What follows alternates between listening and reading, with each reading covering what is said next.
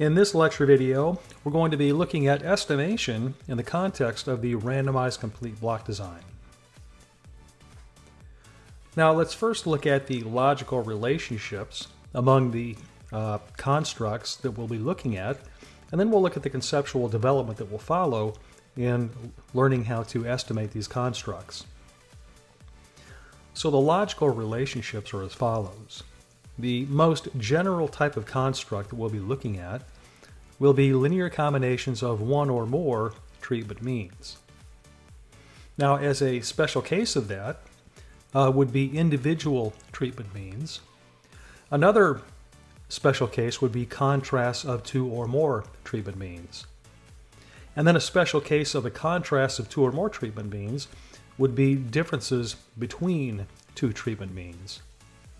Now, we're not going to start here at the very top and work our way down. What we're going to do is actually start at the bottom on the left side. And so the first thing we'll look at will be point estimation of individual treatment means. That's a very natural place to start. And really, we have to know how to estimate the individual treatment means before we can do anything else.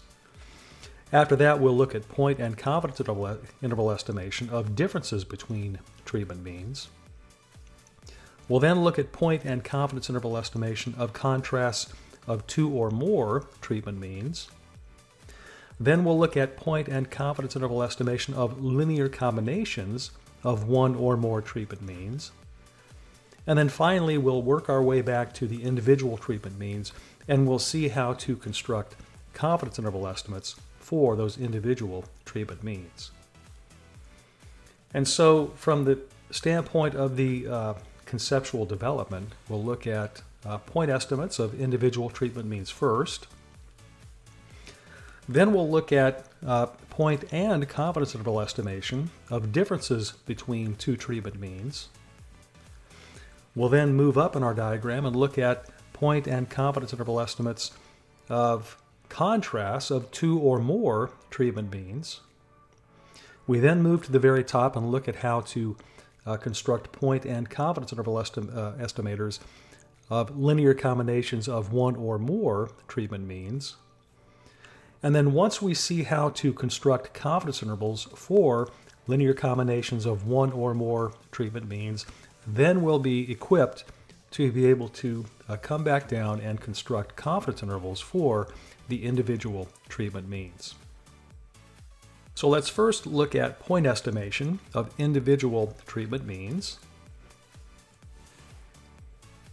And we're going to be looking at the situation where the treatment effects are fixed effects.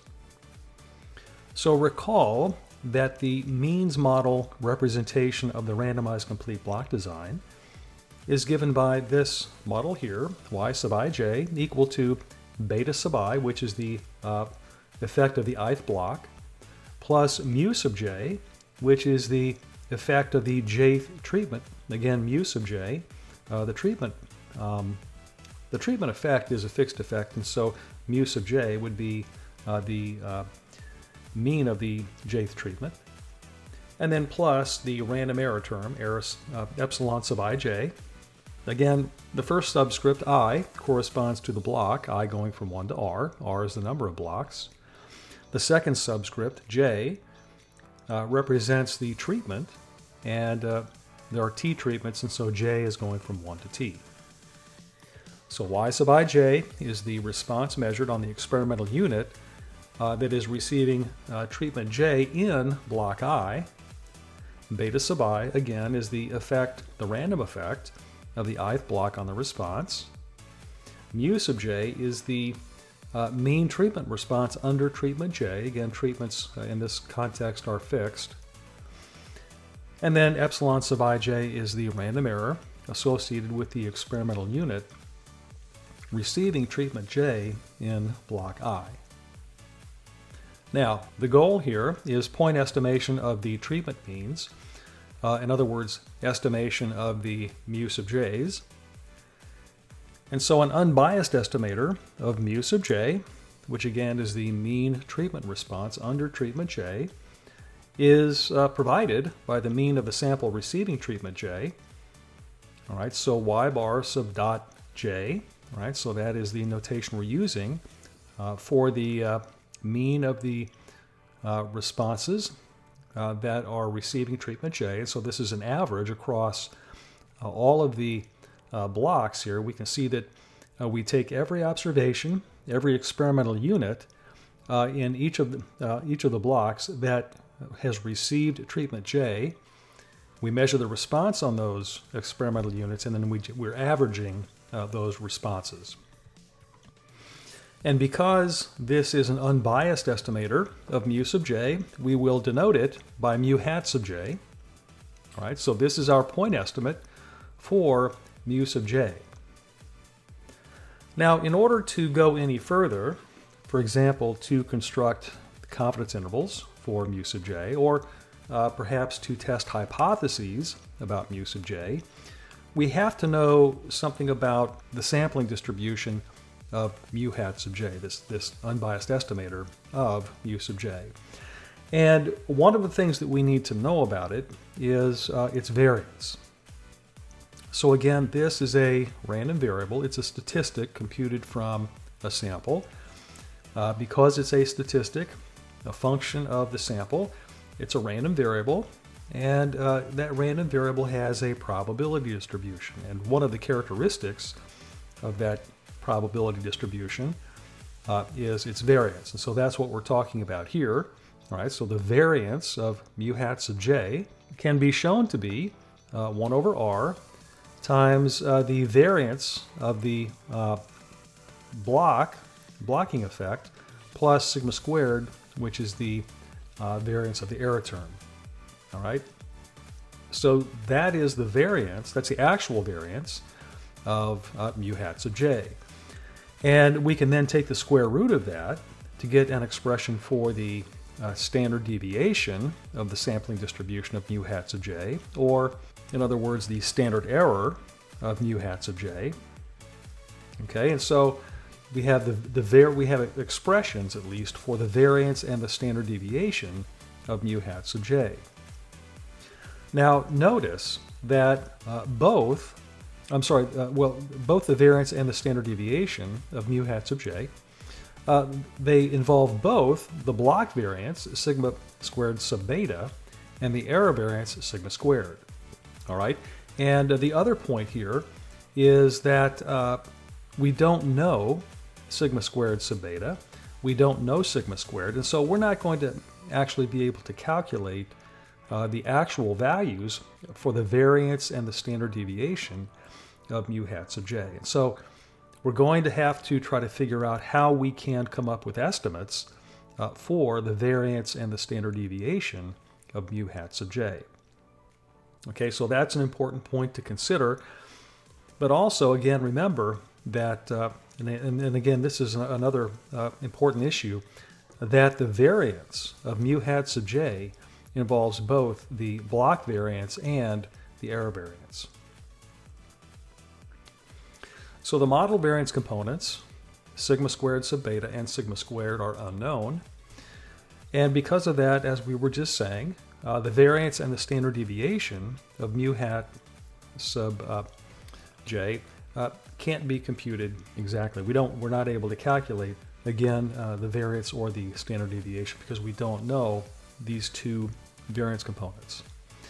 Now we can estimate them, and we can estimate them using quantities in the ANOVA table that we've been using and that we saw how to construct for the randomized complete block design.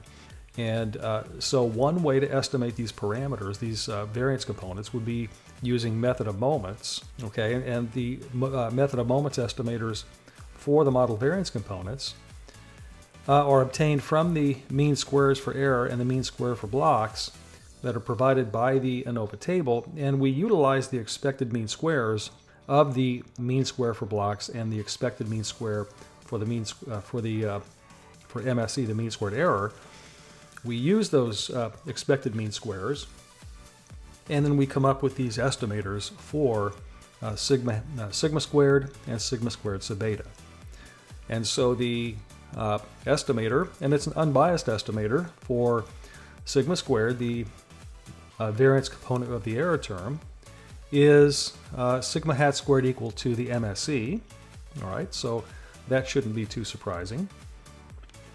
The estimator for the block variance component, sigma hat squared sub beta, is equal to the difference between the mean square for blocks and the mean square error divided by t, which is again is the number of treatments. So these are this is how we're going to estimate the variance components, at least in the context of this notes, and in doing calculations by hand. This is really the only feasible way of doing that. There are other methods for estimating the variance components. You can use maximum likelihood and so forth, but you really can't, in general, do that by hand because it typically takes iteration and so forth. And so we're going to use the method of moments estimators for the variance components. Now, plugging these estimators into the expressions for the variance and the standard deviation, and then simplifying, the estimators of the variance and the standard deviation of the estimator of a treatment mean, so in other words, the estimates for the variance and standard deviation of mu hat sub j, are given by these formulas here. And so the estimated variance for mu hat sub j would be the mean square for blocks plus t minus 1 times the mean squared error divided by r times t. Now again, t is the number of treatments, so this is one less than the number of treatments.